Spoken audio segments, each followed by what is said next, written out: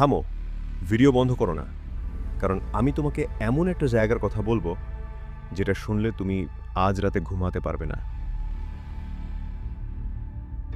কল্পনা করো, তুমি একটা ঘরে আছো, চারদিকে শুধু দেয়াল, কোনো জানালা নেই, কোনো আলো নেই, বাইরে -40 ডিগ্রি ঠান্ডা।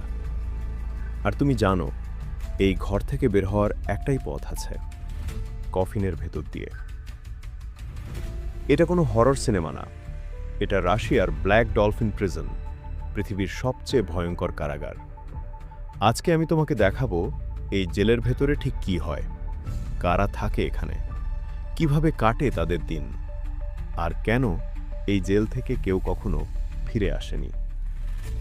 চ্যানেলে নতুন হলে এখনই সাবস্ক্রাইব করো, কারণ এই ভিডিও শেষ হলে তুমি আরও চাইবে। শুরু করা যাক। নাজরিন, প্রথমে আমরা দেখব এই জেল রাশিয়ার আছে কোথায়। এই জেল রাশিয়ার একদম দক্ষিণ পশ্চিমে কাজাখস্তানের সীমান্ত ঘেঁষে একটা শহর আছে, নাম সল ইলেস্ক। এই শহরের কথা পৃথিবীর বেশিরভাগ মানুষ জানে না, কিন্তু এই শহরেই আছে পৃথিবীর সবচেয়ে কুখ্যাত কারাগার।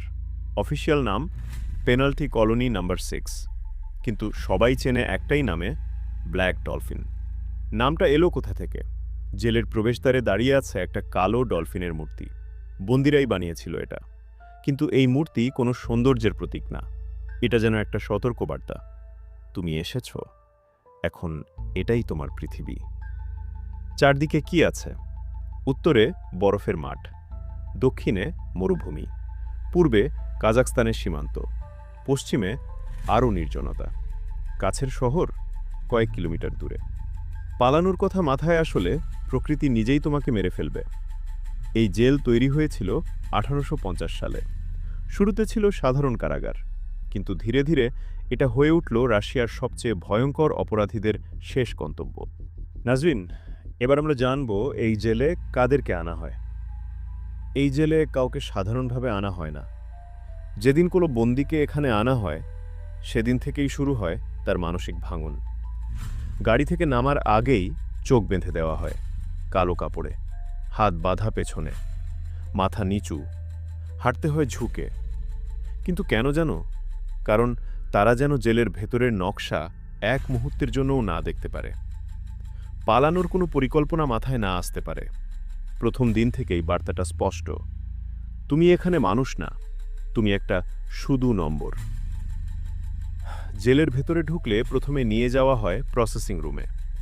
এই রুমে যাবার পরে সব কাগজ সই, সব তথ্য নথিভুক্ত করে নেই। তারপর সেল। আর একবার সেলে ঢুকলে বাইরের পৃথিবী যেন মুছে যায়। এই প্রতিটা সেল এত ছোট যে হাত দুদিকে ছড়ালে দেয়াল ছুঁয়ে যাওয়া যায়। 3 স্তরের লোহার জাল, একটার ভেতরে আরেকটা, তারপর আরেকটা। আর দরজা চেক হয় প্রতি 15 মিনিটে। ক্যামেরা 24 ঘন্টা দেখা হয়, ঘুমের সময়ও, বাথরুমেও। প্রাইভেসি বলে কোনো শব্দ এই জেলের অভিধানে নেই। দিনে একবার এক্সারসাইজের সুযোগ হয়, মাত্র 90 মিনিটের জন্যে। কিন্তু কোথায় জানো? কোনো খোলা মাঠে না, একটা ছোট্ট কংক্রিটের বাক্সে। উপরে আকাশ দেখা যায়, কিন্তু মাত্র একটুকু। সেই আকাশ দেখে বন্দিরা কি ভাবে? স্বাধীনতার কথা, পরিবারের কথা, নাকি তারা ভুলেই গেছে বাইরের পৃথিবী বলে কিছু ছিল? আর রাতে ঘুম, কঠিন একটা খাট, একটা পাতলা কম্বল, আর অন্ধকার, শুধু অন্ধকার। এই জেলে শারীরিক মারধর হয় না, কিন্তু যা হয় সেটা আরও ভয়ঙ্কর। Stress position. এই পদ্ধতিতে বন্দীদের হাঁটাতে হয় সবসময় মাথা নিচু রেখে, সোজা হয়ে তাকানো নিষেধ। কেন জানো? কারণ মনোবিজ্ঞানীরা বলেন মাথা নিচু রাখলে মানুষ ধীরে ধীরে নিজের আত্মবিশ্বাস হারিয়ে ফেলে।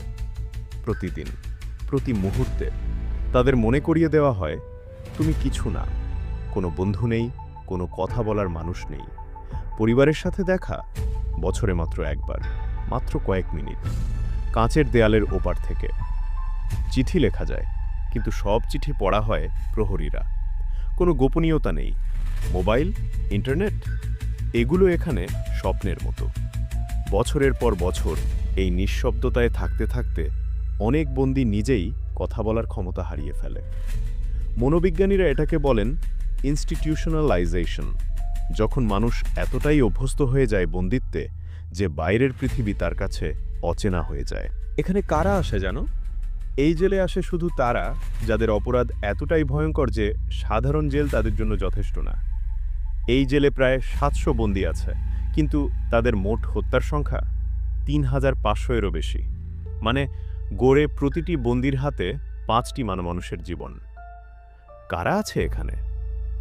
মিখাইল পপকভ, রাশিয়ার সবচেয়ে কুখ্যাত সিরিয়াল কিলার। ৭৮ জন নারীকে হত্যা করেছে, নিজেই পুলিশে ছিল। আলেকজান্ডার পিচুশকিন, নাম তার চেসবোর্ড কিলার, ৬৪ জনকে হত্যা করেছে। লক্ষ্য ছিল ৬৪টা হত্যা, একটা দাবার বোর্ডের মতো। অ্যানাতোলি ওনোপ্রিয়েঙ্কো, ইউক্রেনের দানব, ৫২ জনকে হত্যা, পুরো পরিবার মুছে দিয়েছে। এরা মানুষ নাকি অন্য কিছু?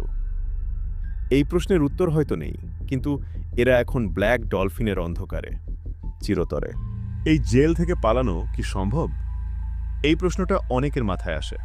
উত্তর সহজ, না, কখনো না, ইতিহাসে একবারও না।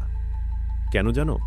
প্রথমত ৩ স্তরের কাঁটাতার, দ্বিতীয়ত সশস্ত্র প্রহরী, তৃতীয়ত প্রশিক্ষিত কুকুর, চতুর্থত -৪০ ডিগ্রি ঠান্ডা, পঞ্চমত কাছে কোনো শহর নেই। কিন্তু সবচেয়ে বড় কারণ, এই জেলে আসার পর বন্দীরা এতটাই ভেঙে পড়ে যে পালানোর ইচ্ছাটাই তাদের মরে যায়। আশা মরে যায় আগে, তারপর স্বপ্ন, তারপর ইচ্ছা। শেষে শুধু থাকে শ্বাস নেওয়া আর অপেক্ষা মৃত্যুর জন্য। এই কয়েদিদের একটা দিন কেমন কাটে জানো? ভোর ৫টায় ঘুম থেকে উঠতে হয়, বিছানা গোছাতে হয় নিখুঁতভাবে, একটু এদিক ওদিক হলে শাস্তি। সকালের খাবার রুটি, স্যুপ, প্রতিদিন একই। তারপর সেলে বসে থাকো ঘন্টার পর ঘন্টা। কোনো কাজ নেই, কোনো বই নেই, কোনো টিভি নেই, শুধু দেয়াল, শুধু নিজের চিন্তা। আর দুপুরে খাবার কি দেয় জানো? সেই একই খাবার, রুটি আর স্যুপ। বিকেলে ৯০ মিনিট এক্সারসাইজ, সেই ছোট্ট কংক্রিটের বাক্সে। আর রাতের খাবারও সেম, রুটি আর স্যুপ। প্রতিদিন, প্রতি সপ্তাহ, প্রতি বছর, যতদিন বাঁচে তারা। এখন তোমাকে একটা প্রশ্ন করি, এই মানুষগুলো ভয়ঙ্কর অপরাধ করেছে, নির্দোষ মানুষদের জীবন নিয়েছে, পরিবার ধ্বংস করেছে। তাই কি এই শাস্তি ঠিক আছে? নাকি এভাবে ধীরে ধীরে একজন মানুষকে মানসিকভাবে ধ্বংস করা, সেটাও এক ধরনের নির্যাতন? এই প্রশ্নের উত্তর পৃথিবীর সেরা দার্শনিকরাও একমত হতে পারেননি। কিন্তু একটা কথা নিশ্চিত, ব্ল্যাক ডলফিন প্রিজন শুধু একটা জেল না, এটা একটা বার্তা, রাশিয়ার বার্তা পৃথিবীকে। যারা সবচেয়ে ভয়ঙ্কর, তাদের জন্য আমাদের কাছে সবচেয়ে ভয়ঙ্কর জায়গা আছে। আর সেই জায়গায় একবার ঢুকলে বের হওয়ার পথ একটাই, ধীরে ধীরে মৃত্যু। ভিডিওটা ভালো লাগলে লাইক দিতে ভুলো না, সাবস্ক্রাইব করে বেল আইকন চাপো, কারণ পরের ভিডিও আসছে আরও ভয়ঙ্কর একটা জায়গা নিয়ে। সেটা দেখলে তুমি নিজেই বলবে ব্ল্যাক ডলফিন কিছুই না। সেই পর্যন্ত ভালো থেকো।